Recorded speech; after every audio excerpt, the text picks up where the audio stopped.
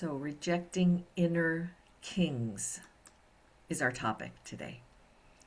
So yesterday was a big day of protests, really across the country, big cities, small towns, and across the world. Um, Many of us were involved, each in their own way, and each of us had our own experience, um, whether we were involved or not. And yet it was a collective experience. Yeah. Yeah, we compared it to really like what happens here at our daily online group. Each of us show up, some have our cameras on, some don't, some share, some don't. But we're all coming together, we're having a collective experience. And that yesterday was another form of that. A little bit bigger than our group, though. Quite a bit bigger, probably even in the smallest of towns. But similarly, we support each other by showing up with our presence and also with our capacity to really listen to one another. Yeah.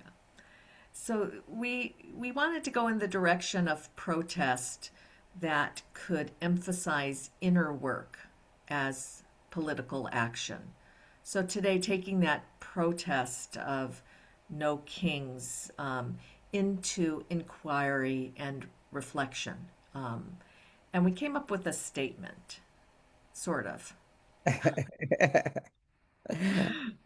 Go ahead, Nell. Well, I'm going to change it a little bit. Yeah, that's what sort of means. Yeah, okay. We also might have a king in our own mind, in our inner world. And perhaps this king also needs to be, well, if not dethroned, tempered. And what we're calling the king, the internal king, is the part of us that craves control, recognition, or special status. Important word in there, craves. Craves, craves, and really a nod or an acknowledgement that this is all of us. This is what we all deal with, is when that craving gets activated for control, craving, for being special or being part of something special, for the recognition and visibility. This is part of a human experience. Yeah, and I'd say that probably for some people, I probably could include myself in that category, that the talking at your meditation after, in the last 10 minutes could really sort of stir up some of this in us that, craving for recognition or maybe even special status or fear that we have lower status. So we don't want to speak up. So it's really, Yeah. really embedded in those last 10 minutes. Yeah, that's interesting, Nelly, because I think it could also go the other way where you could feel seen and heard and have that need for recognition get met and some of that craving drops. But really, we're having a spectrum, right, of responses to that, talking about our meditation afterwards. Yeah, interesting. Yeah, so we're really, going to look at this through the lens of the middle path. We don't think that we should really dethrone all control and all recognition and well, I don't know about special status, but all needs for some status in this life. We Mm. don't want you to dethrone it all. It's more of, again, discernment, a middle path Yeah, here. yeah, and it's interesting that on this path of this method is that the start is in a more receptive place, that you get practice, not controlling your meditation, not trying to control your thoughts and feelings so much, and not trying to take control of the narrative. So there's a way that we start from there to get to a middle way, because it would be also an error to think that we could give up all of our control just by sitting there quietly with that intention. But that may be what makes reflective meditation not difficult or not attractive.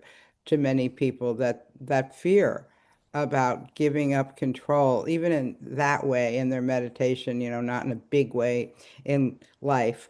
But that can be a scary Mm, proposition, and yet it's not really scary once you get used right, to it. right. And it's not really even, you can't really even do it. You can't completely give up control. We're always going to have some kind of grounding or some orientation or something that will help us, some kind of control that will help us. Yeah. Right. And in fact, that in our basic instructions, we include statements about control. If things Mhm. get a little too wonky, then you can return to the focus object, or you can even end the meditation. So we're saying you have some control. Right. The other kind of buzzword is choice, Right. control and choice, right? They kind Right. of go together. Yeah. Right. In this case. Yeah. And another part is I think we need some recognition for our practice. I think recognizing what's onward leading for people, what's developed for people, can be very motivating. It can. It can. And that's the interesting point you were bringing in before about knowing where it gets sticky, where it starts setting up of, needing that validation or that attention and not being able to really stand in your own shoes or kind of understand it from your own vantage point, needing it externally. And then that gets tangled up and yeah, it's sticky. That's a sticky part, which actually meditation is really helpful to unstick. Yeah, because that just becomes more area for awareness and inquiry Yeah, if we don't give ourselves such a hard time about it. yeah, Yeah. yeah. We were also went in the direction of this special status of special being another way to talk about the higher conceit. I'm better than, I have more, I deserve more. I mean, it just is an area that could go awry quickly. Right, and the democracy goes along with an ideal of equality. Mm-hmm. And that's sort of the opposite of some people have higher status. And of course, that's an ideal, Right, but the ideal people were marching for yesterday. right, right. Mm.